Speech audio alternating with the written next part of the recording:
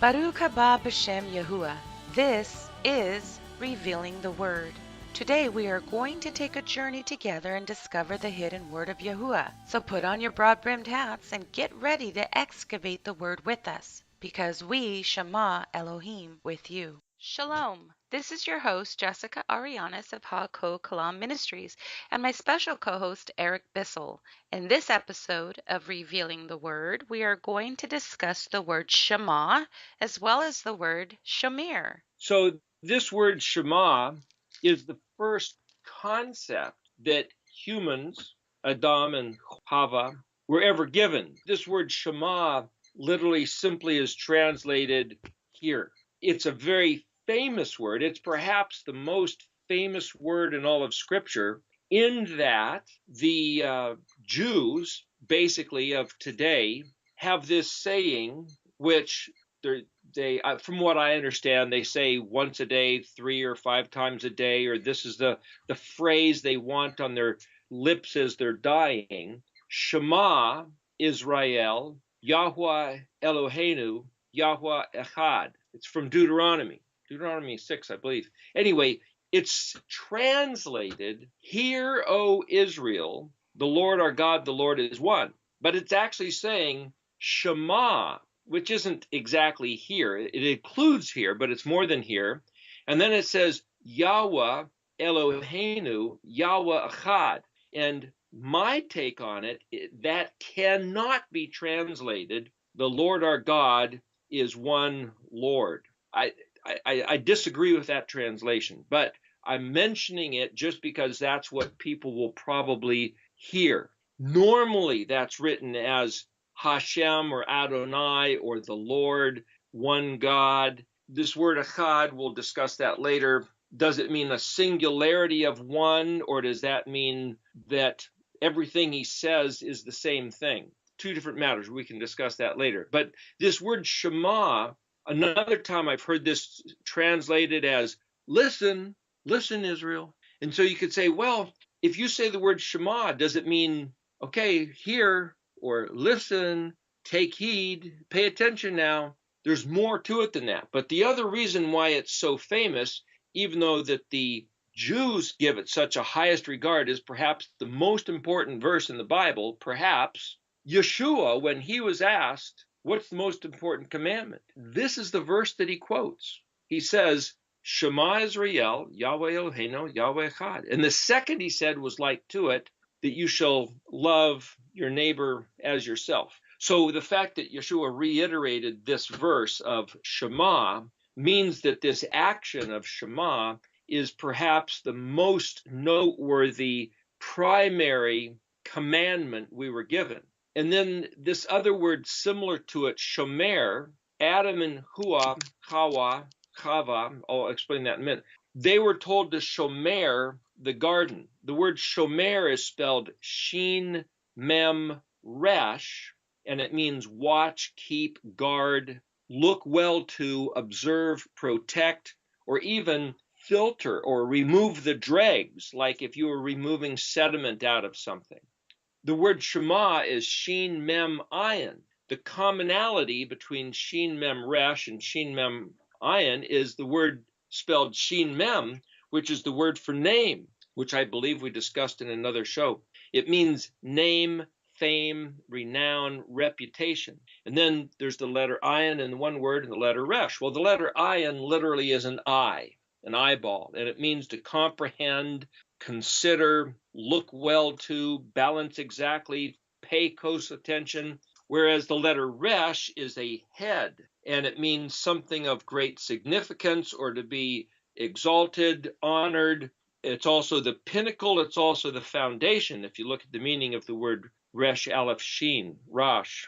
Rosh Chodesh, for example, some people consider to be the beginning of the month, and some people consider it to be the middle of the month, whereas one would be the sliver and the other one the full moon. It's like it's literally kind of both. So, for those of you who have been following along with us, you will recall from last episode we were discussing the origin of language, in which we both agree that before you can understand a structural overview of language, or any language for that matter, we first have to understand how language communicate. And then we took you to the origin of communication, which is Yahuwah himself.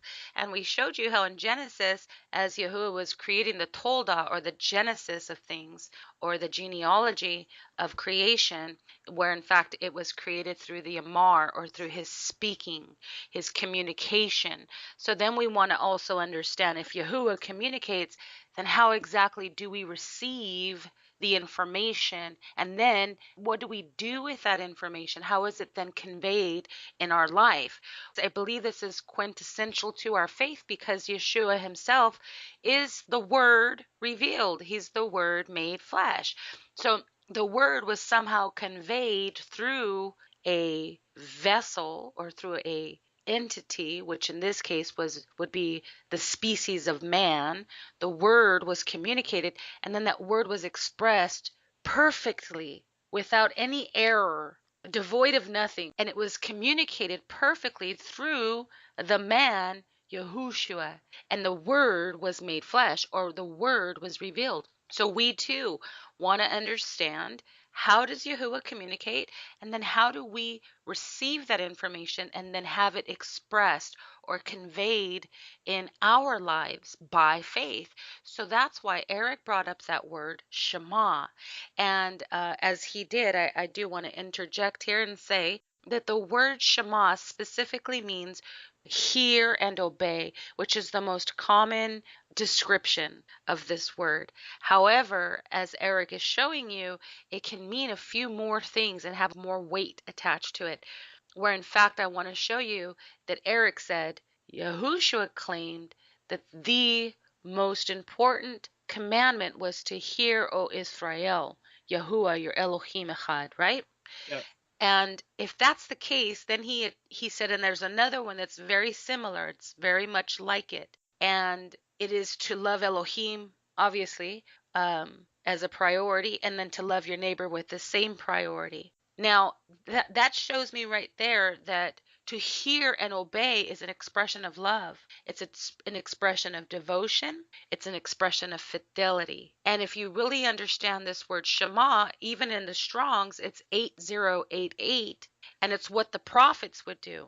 The prophets would Shema Yahuwah, their Elohim, and they would hear the word, and that word was somehow expressed, and it was brought forth. And we were looking up three different words of a prophet, and we looked up, I think it was the word nabi, right, where we showed is the seed in the house. We also looked up that word hoseh.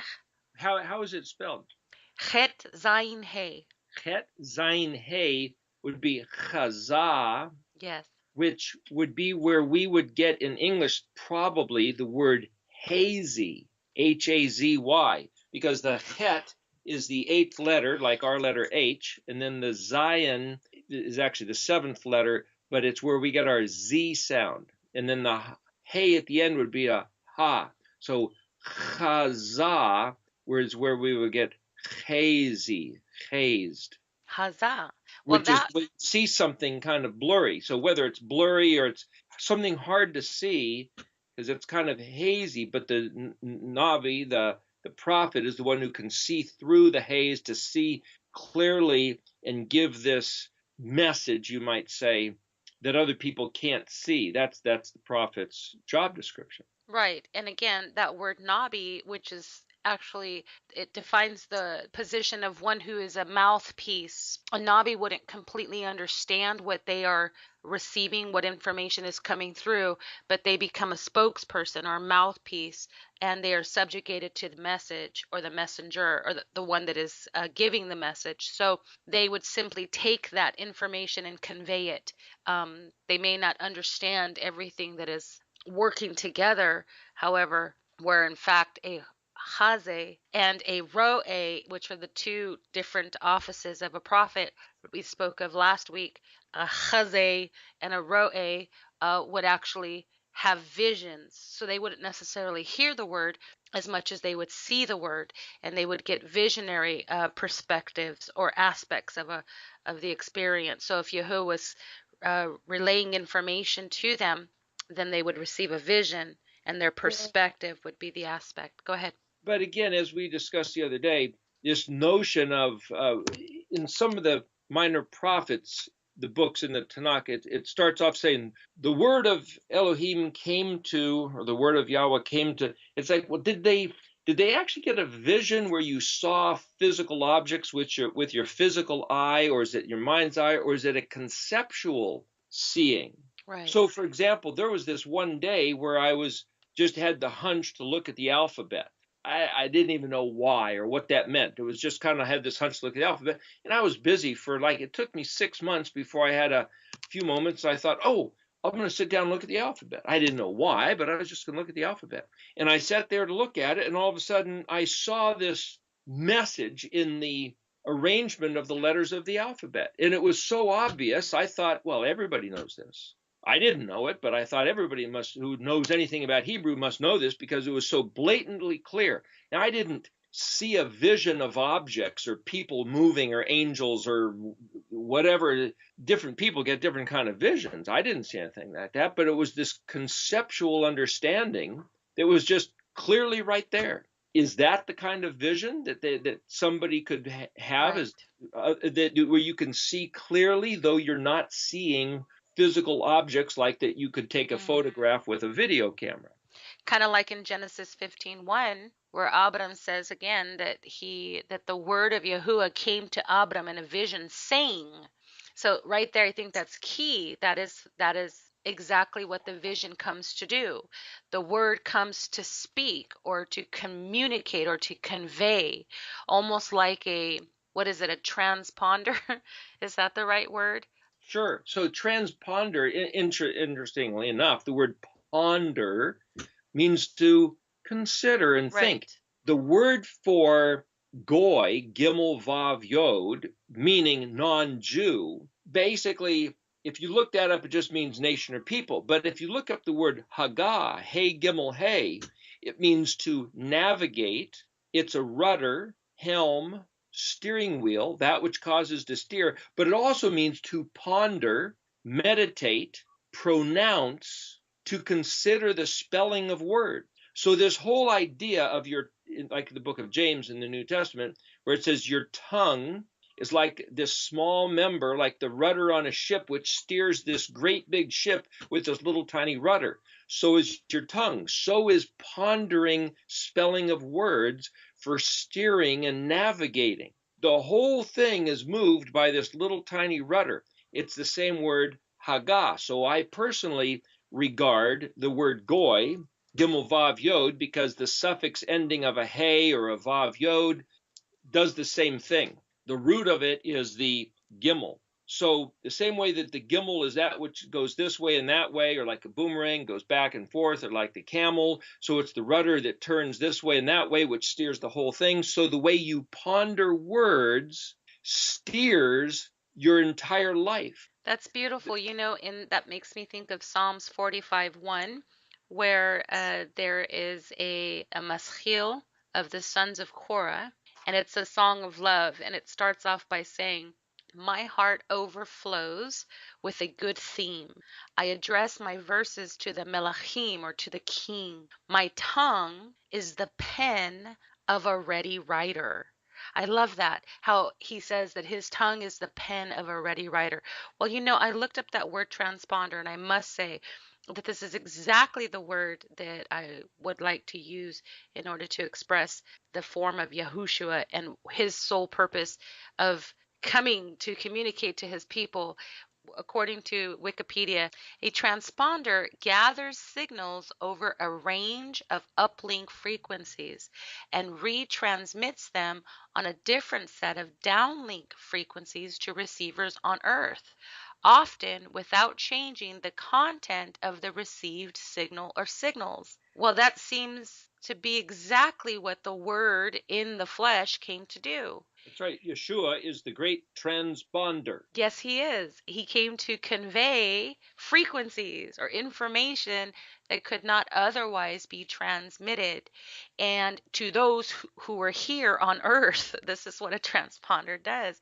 And it says specifically, without changing the content, without changing the information, which is what many scribes have done. They've taken the word of Yahuwah, right? And they try to transliterate it or translate it into a different language with different frequencies, with different syntax, and in such they have changed the content.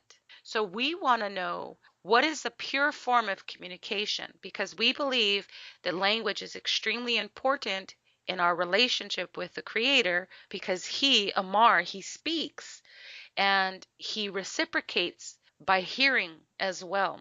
We showed you in a few episodes past that Yahuwah listens. He cares about what we are enduring. It's so important that we take heed to what we are speaking, especially in time of tribulation or through trials. We are either going to speak life or we are going to speak death. So again, I think Eric posed a very good question for us. What is it to receive a vision? Well, in Genesis 15:1, it says that the word of Yahuwah came to Abraham in a vision. So he received a vision of the word of Yahuwah, right? But this word or this vision communicated by saying to Abraham, do not be afraid. I am your shield. Your reward is exceedingly great. So here there was the word, and the word communicated. It amarred. It translated information to Abraham in a vision, and that vision was received. We too want to know, how do we see the word? We want the word to become flesh. We want the word to come alive in us so that we can walk in the power and the authority that was given to the Son. We too want to understand. So back to that word quickly, and then I'll let Eric, I'll let you go on to the word shomer. But just really quick, I want to give you some more information about that word Shema, which again, we said that the basic elements of the word Shema is to hear and obey. And we imagine that to hear and obey is a mark of fidelity or a mark of love, a mark of obedience. He says, if you love me, you will obey me. So to Shema means to love Yahuwah. How do you love him? With all of your heart, with all of your strength, with all of your being, is to obey. But you can't obey something you don't fully comprehend or understand. Now, this word, Shema, carries the connotation of one who completely and fully understands. It's to bring understanding. It is what we would call the spirit of the law. So if something is the letter of the law, it means that it was simply conveyed. It is a natural application. It's instructions that you can follow. You could just simply, if I say, pick up that piece of paper off the floor, and you understood the basic implication of what I am commanding you to do, then you can do that. You can be obedient, and it's your choice. It's of your own volition to do it or not to do it. However, it doesn't mean that you understand why you're picking up the paper, how the paper is picked up, how gravity works. It doesn't mean that you understand everything that is related to that instruction or to that commandment. So Yahushua, I believe, came to bring understanding. He came to bring the fullness of the word that was conveyed through the law and through the prophets. So in Genesis 11:7, Yahuwah says that he is confused the speech of the people at the Tower of Babel so that they could no longer understand each other. This is key. We think that he just simply confused their tongue or split their tongue, where in fact what he did was he made it so that they could no longer understand. Well, in this context, they were prevented from continuing to build up because they no longer had eyes to see, which is vision, or ears to hear, that is discern. And this in return would affect their paradigm and cause confusion, just like it did for Hava, or the woman in the garden. Remember, the serpent communicated to her ear, and it was her eyes that were affected. And I just showed you in Genesis 15:1, where it says the word of Yahuwah came to Abraham in a vision speaking. So it was the eyes and the ears that were affected. So here, if Yahuwah is saying that he confused the speech of the people at the Tower of Babel so they could no longer understand one another and no longer be able to build up. How would that be affected? Because you need eyes to see and ears to hear in order to understand, in order to build, or in order to do something. So it is in my understanding that we as believers can also walk in the same state of confusion today, even in the Hebrew roots movement and the various movements that are aspiring through the returning of our ancient path. And I believe that there's much confusion because we're simply looking at the text of the word of Yahuwah, and we are imagining that that's all there is to it. Just do A and do B and then do C, and we're good. We're going to get, the effects, which may be the case. But if you're not doing it with understanding, how can you say that you are fully connected to what you're doing? How are you responsible? How can you truly be building up and teaching others if you don't fully understand what you're doing or even why? How is your volition surrendered? Well, going with this correlation between hearing and seeing, just to show you how close they're related in Hebrew, because in English you might say, well, one has to do with the organ of your eye, the other one the organ of your ear. You might say the sensory perceptors that we were given. But for those of you who have the red dictionary, on page 470 is the word for ayin, which literally is the word for eye. But that same word, depending on the vowel points in the modern, has different meanings. But one of them means to look carefully at, consider, perceive, meditate, deliberate, look carefully at, to think over, balance exactly, weigh carefully, to read, or just what we're doing here, to look up a quotation. So you look up a quotation in the scripture or in the dictionary and you read it. What we're doing right here is literally the word ayin yod nun. Did you Ayin. say, no, just really quick, did you say that the word balance was also included in that definition? Yeah, the word for eye means to balance exactly, look carefully, weigh, consider, ponder, which is again very Transponder, similar word for pondering, right? transponder, right? The same word ponder, which is the word haggah, which is navigate, steer, consider the phonetics of the spelling of words. But then also, if you go to page 16, the word spelled Aleph There you go. Zion Noon Aleph Zion Noon. Okay, is the I'm word there. for ear, Right. or to give ear, or Ozen. listen. And it also means to balance, level, Mm. weigh carefully, test, and prove. Now, it also is like if you have two handles on a pot, so you can pick it up balanced. So to handle something, or having handles or ears, is the same word.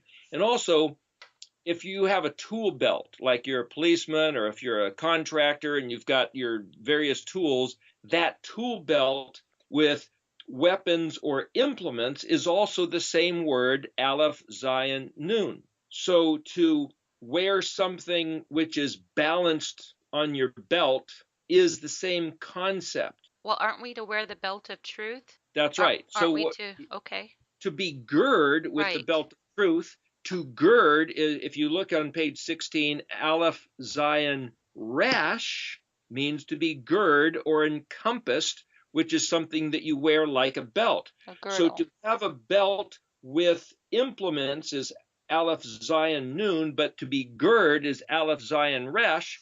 And again, if you know the meanings of the letters, now you can say, well, here's two 3-letter words with one letter being different. So now you ponder the difference of the letter, like we're going to do with Shema and Shomer. This is the study of spelling of words, which is Haggah, which there's other words which we see in different scriptures where he talks about breaking something into small pieces and contemplating them. What we're doing here is ironing and Aleph Zion Noon, we're balancing and weighing and carefully Yes, looking and testing. considering. So at the same time, we're doing ear and eye because they're both the same exact verb of action. So let me ask you, in John, I think it's First John chapter 4 verse 1, we are told um, by Yahukanan, it says, "Beloved, do not believe every spirit, but test the spirits to see whether they are from Yahuwah, because many false prophets have gone out into the world." So here, that's the word that you mentioned. You said it means to test, also to Yeah. balance or to weigh out, to measure or to test, which if we think about what Hava did not do, she did not test. She did not weigh out. She did not consider. I mean, she obviously was given instructions. Her husband obviously took the information that Yahuwah had placed within him innately, giving him instructions, do not eat from that tree. And he obviously was a transponder in such that he was the Word made flesh. He conveyed that information to her. And it was basically the letter of the law. Don't do that. Don't do that, okay? Just don't even go next to it. Don't touch it. Don't look at it. Don't take from that tree. However, we see that that's when I speak of the letter of the law. But did she fully understand? I don't think she fully understood, or else she would not have been deceived. If she was just given instructions, don't do that.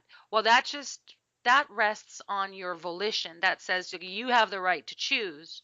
Yes or no? You have the right to choose. But I think that when you dig into something and when you exercise your will towards something or bend it towards something, that means that you're making the effort to understand, to connect with, to be echad, to be one with, to either agree or disagree, which is what Amos says, how two can walk together.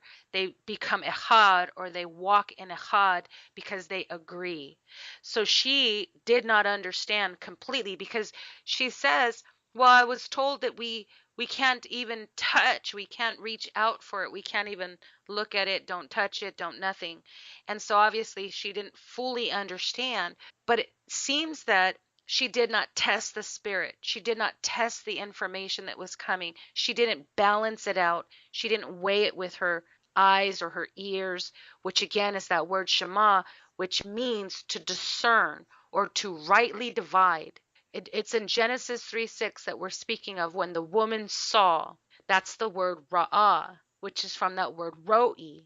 Remember earlier we said that a prophet is a ro'i. Well, she was obviously receiving a vision or some information that was being conveyed to her like a vision. It was information that was coming just like Abraham when the word of Yahuwah came to Abraham speaking. Well, obviously this entity came to her communicating information to her, and it says that she became a ro'i or a ra'ah. She did see a vision. That's that word ra'ah. It means to actually perceive as one who does a vision. So she perceived as she ra'ah as a prophet, one that the tree was good for food. So the vision was like we just read right now in First John 4:1. Test the spirits. Use your ozen, use your ears to balance the information, to weigh it against the word, which is something she did not do. Matter of fact, she gave into the nakash, or she gave into the corruption, the corrupt speech, and she declared by it that it was good for food and that it was pleasant to the eyes, which is really anti-Yahuwah, against Yahuwah, because Yahuwah said, no, it's not. This is not. But she becomes a false prophet like Jezebel in the book of Revelations, and she declares above Yahuwah, it is good. But only Yahuwah was the one. If you go back and you look at the pattern, right, Eric? Yahuwah, Aleph Tav, it was good. Yahuwah, Aleph Tav, it was good. Everything that Yahuwah created, he said it was Tov. That means that it had the potential to produce. And then he said it was very good. And when he says it was very good, that means that it reached its climax or its maximum of potential. So he's saying it was good. That means it has the potential. Then it was very good. That means it reached its potential. So we see here that she's saying, oh, it's good. It has the potential. Well, the potential to do what? To be pleasant to the eyes. You see, the eyes are affected. And she says, a tree, she proclaims, she is acting like Yahuwah. Right here, she's saying, it is tov. I say it's good. And I say it's pleasant. Very good. Okay? And I say what it is. You said it was no good. I'm saying that it is good. You said that it would lead to death. I say it will lead to wisdom. And then she took from the fruit thereof and did eat. Well, guess what? In the BDB, which is the Brown Driver Brig, this word ra'ah, which is what she did, she ra'ah that the tree was good. She saw, can also be used to mean discernment, which is what we were talking about the word shema, to discern, to rightly divide between two things, to differentiate. Well, that's exactly what it means here in this definition, the word see. It means to divide, to differentiate, to know the difference. Remember, our vision is connected to our thought process and can have an effect on our mind. So what we see, we believe, it becomes our reality. What we believe becomes our vision or our perspective or our paradigm.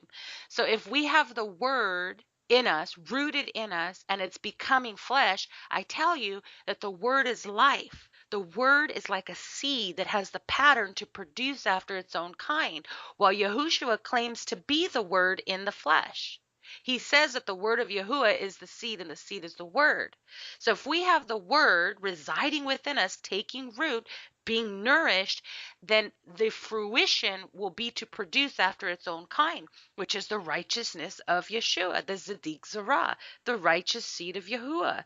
So we too, if we have the word working in us, its goal is to bring vision and hearing so that we too, like a son, can rightly divide between life and death, good and evil, so that we can build up the house of Yahuwah, so that we can produce life.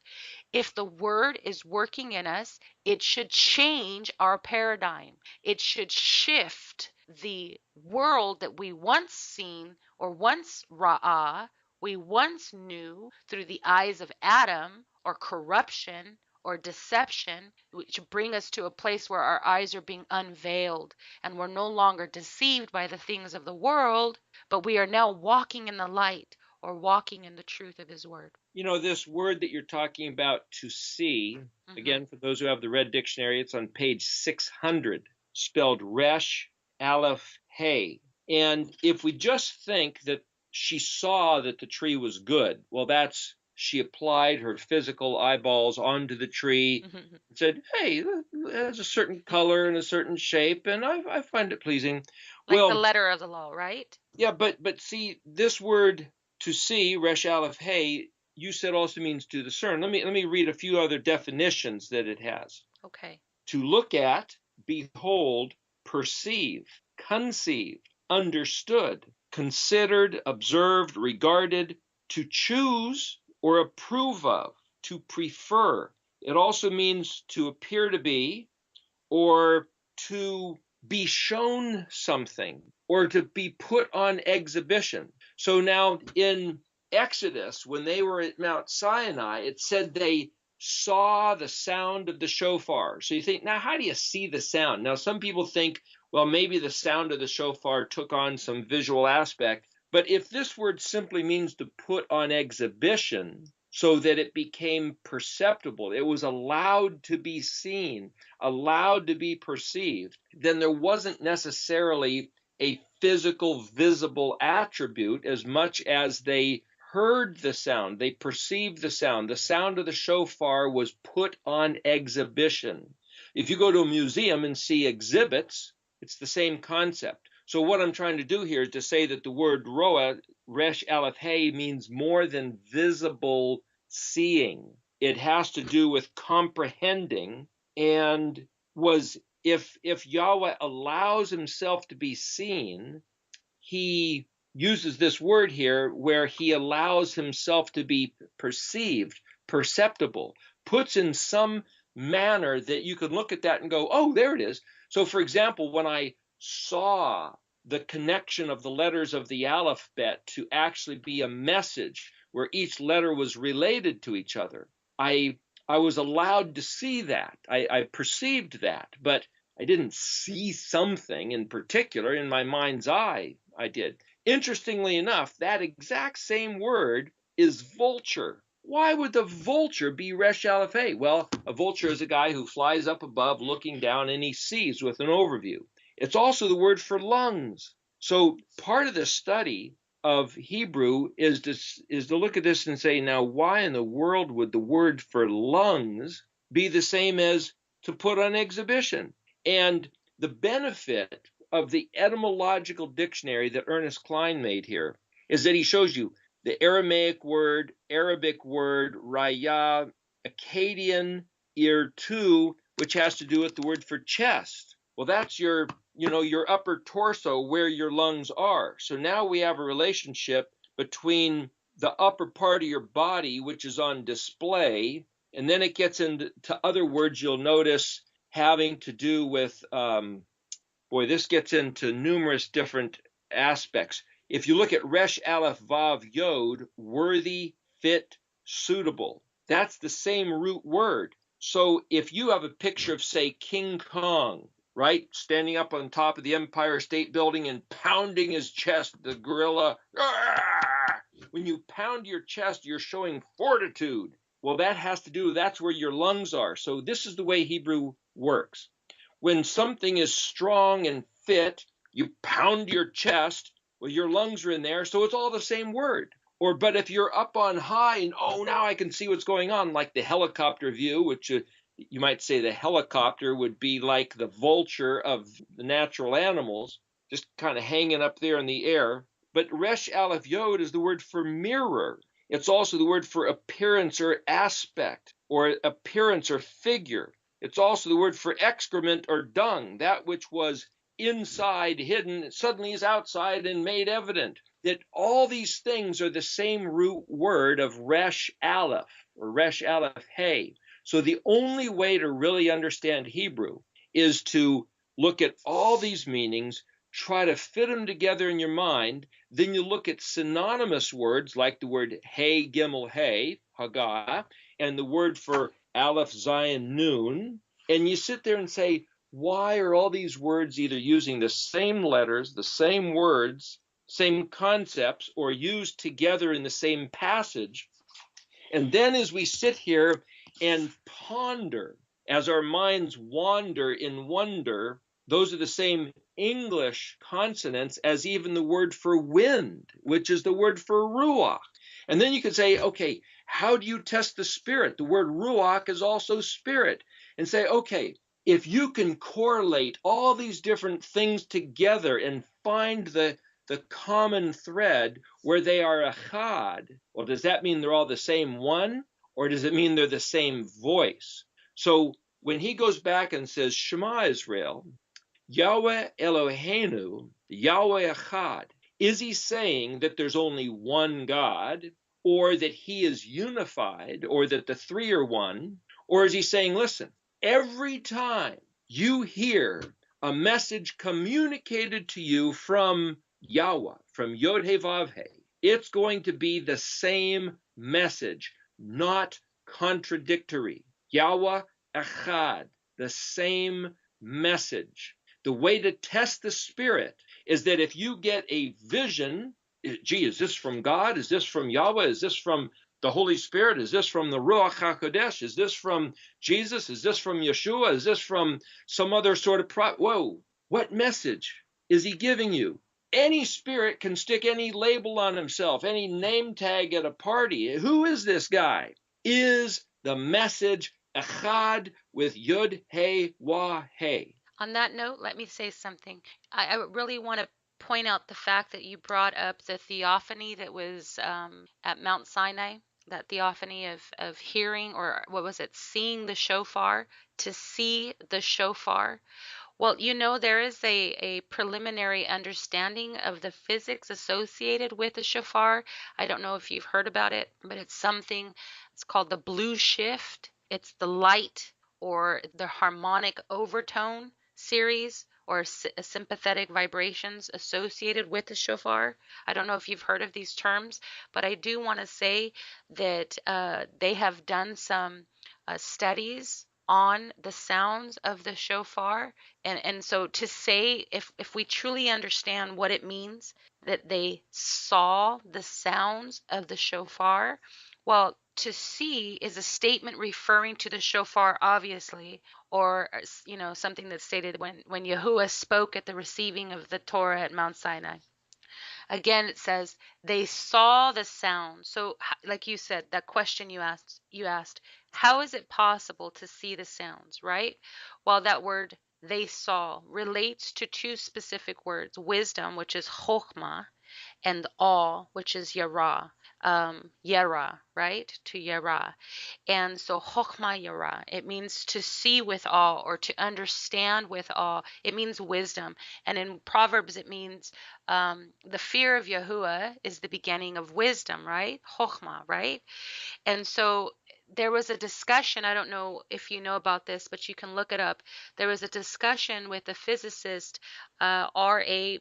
Bernstein, Bernstien, who states that the application of the blue shift was brought to his attention as it relates to the sounding of the shofar. But in brief, what he basically says is that the blue shift is a physical principle of light, the most intense light perceived as intense white light. It's actually a blue purplish light, but he says that as it travels through space, it eventually ends up becoming red, which made me think of our blood, how our blood is blue, but when it hits the oxygen, it becomes red, this light, right? And so he says that it ends up becoming red. And he says if you were to look at the continuum of light from the side, you would see every color of the spectrum. He says that this phenomena is likened to the highest light of Yahuwah. And he says that it's from Yahuwah's highest light, or the light of himself, passing through the contraction, which acts like a prism, and thus all the colors of the spectrum, or the spiritual spectrum, are realized. Okay, so he's saying that he's a physicist, and he's saying that when the shofar was being blown, that it was bringing forth this blue shift, or this spectrum of light. And he goes on to conclude that to hear, or he says, this is his words, to see is the highest of physical senses, and it relates to wisdom. As physics proves, light, color have waves or frequencies, okay? Then he goes on to explain about sound. Well, what he ends up saying in this article here is that living in a paradoxical world, he says here there is no paradox when we come to the conclusion that the eyes can see the prism or the light of what is being spoken. He says that this is a inclusion, a true inner inclusion of oneness. He's saying because everything that is being conveyed at once is everything that's being expressed, not just the note C, or that, just hearing the note C. He's saying all of the vibrations and frequencies associated with the note is being conveyed and received at that very moment, and the two become one. So what you were saying, the word being flesh, or the word coming in the form of man, is everything that Yahuwah had to say being conveyed or expressed through bodily form, or through human form.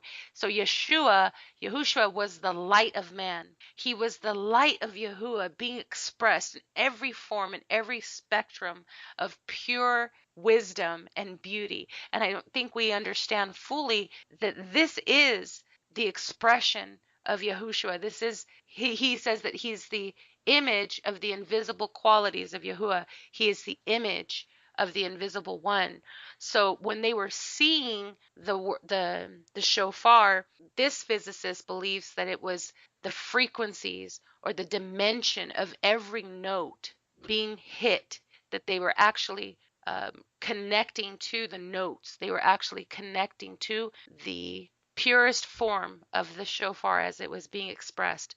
So we are also to see the word. And if the word is made flesh, then it should also be conveyed to us as light or as truth that expels darkness, correct?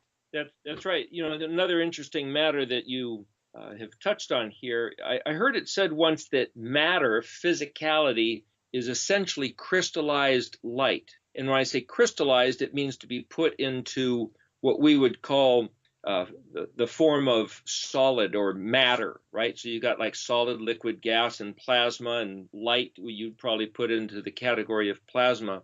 But matter it's all of the same substance. So as you brought up the description of who is Yahushua, he is so purely the Echad, the complete, the total, the on the same page as the word in its purest form, the word as light, the word as sound, the word as object matter manifestation of the word.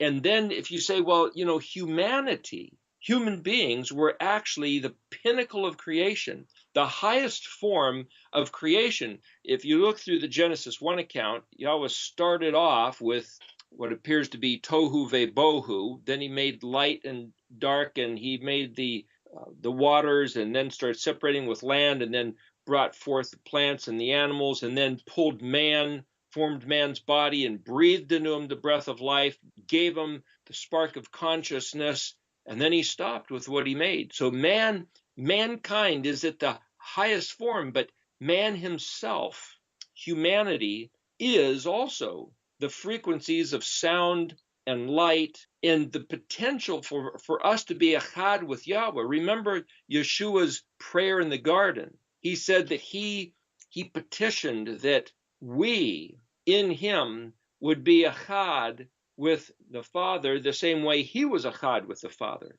Now that doesn't mean that he is the Father. That's not what he was saying. If he is echad with the Father, that means he's with the same frequency, the same voice, the same word, the same substance and essence. And he was asking that we would too. That doesn't mean he's asking that we would become the Father.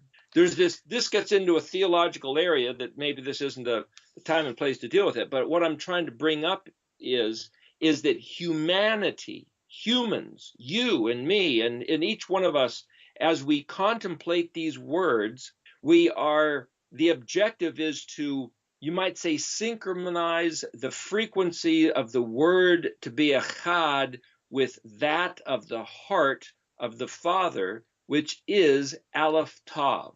And Yeshua himself was the accomplishment of that in its purest form as a person. And he said that we should follow him, be one with him, do it just like him. And that is the ultimate potential of us as humans, which is distinct from any other element of creation. That is our potential realized right there. Beautiful. It makes me think about countenance.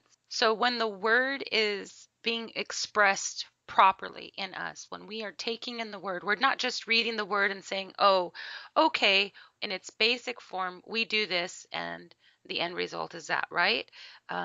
Cause and effect, okay? So what we're saying is, look, I don't understand this. And we're not being pretentious and we're not insubordinate. We're not saying, look, your ways are corrupt and wrong and messed up and I can do better. No, we're not saying that. We're saying, look, I really want to understand you. I want to understand what you want me to understand. You've conveyed this information for a reason. I want to connect with it. I want it to be written in my heart. I want it to become also who I am, because obviously Yahuwah is expressing exactly who he is. He's expressing it in his word form. And if this is written on your heart, this is who you are. Well, I want to know who you are. Why do you do this? Why do you say this? Why is this so? Why was it written this way? Why did you do it this way? I want to know you. I really want to know you. I want you to be written and established. I want to be like you. I want to express who you are in me. I want to lay myself down before you, and I want you to be expressed through my life. I want you to be glorified, right? I want you to receive the glory for the works of your hands, because I am the work of your hands. So if the word is truth, the word is light, and there is no deception in him, then that word, when we take it in and when we wrestle with it, when we say, I'm not going to let go of this word until you bless me, until the word brings a baruch, a barucha, a blessing into my life, until it conveys life, because I realized that I was once subject to a lie. I was hidden in corruption, and I was obviously subject to sin. So we were subject to sin, and we were in our former man or our former nature.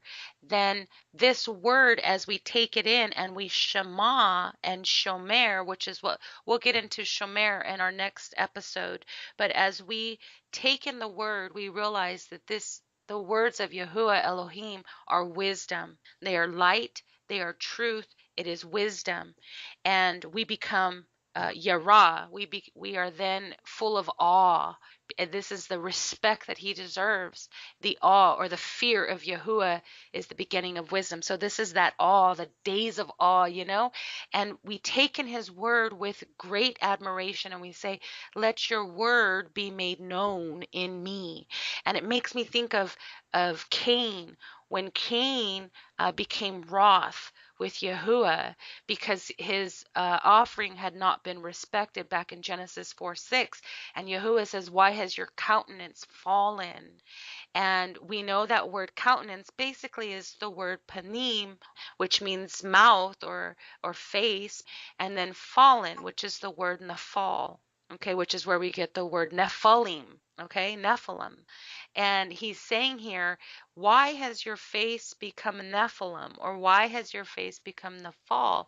But that word panim, or that word for countenance, is Pei Nun Yud Mem, and it basically means that which turns, or a turning object. That's something that has like a panoramic.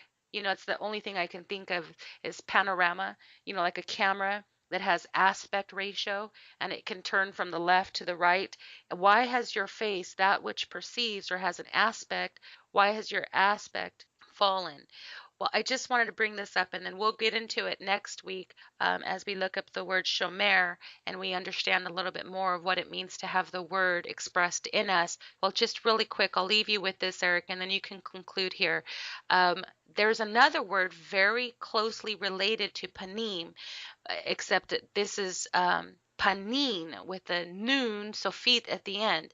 So it's the letter pe, nun, yud, nun, sofit. And guess what that word means? It means a ruby, or a gem that glistens when it's turned. Again, having many aspects, or an aspect ratio. And so when it turns and it receives the spectrum of light, it then responds by glistening, or by shining, or by expressing that light.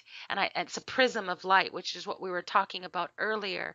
So this word is very closely related to panim here, when he says, why has the countenance fallen? Why is the light? Why are you now dark? Why are you grieved? Why are you so downcast? Put your hope in Yahuwah, right? But he failed to do that, and he gave in to the desires of his heart, which was be angry but sin not. But in this case, he sinned, and he slew his brother. So if you stay tuned with us, we will go into the word shomer next week and break open that word. But remember, what we're saying here is that we are to shema like the prophets of old. We are to hear the word and have that word expressed through us as a form of light or truth that expels darkness. So thank you for joining me, Eric. I had fun as usual.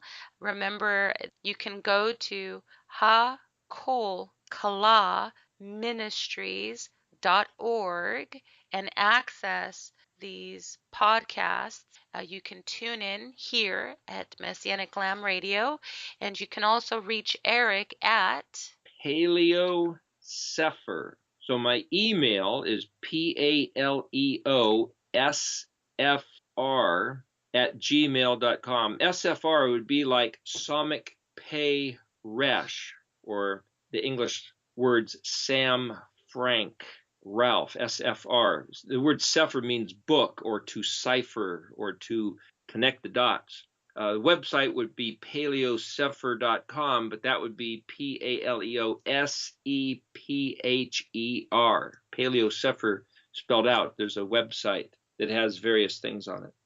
Well, thank you for sojourning with us. We say to you, Zakar, remember the words of Yahushua. And he said unto them, take nothing for your journey, neither staves, nor scrip, neither bread, nor money, because Yahuwah Elohim Amchom.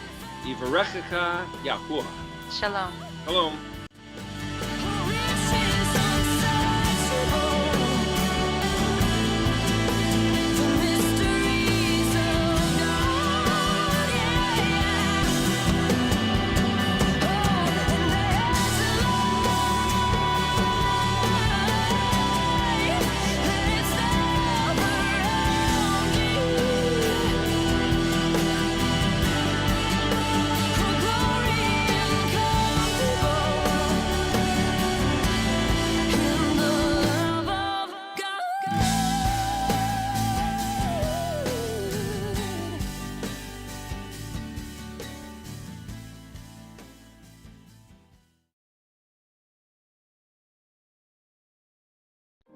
We are richly blessed to bring you what we believe is the fullest, most diverse, yet up-to-date progressive teachings, discussion, and prayer programming you can find anywhere on this planet.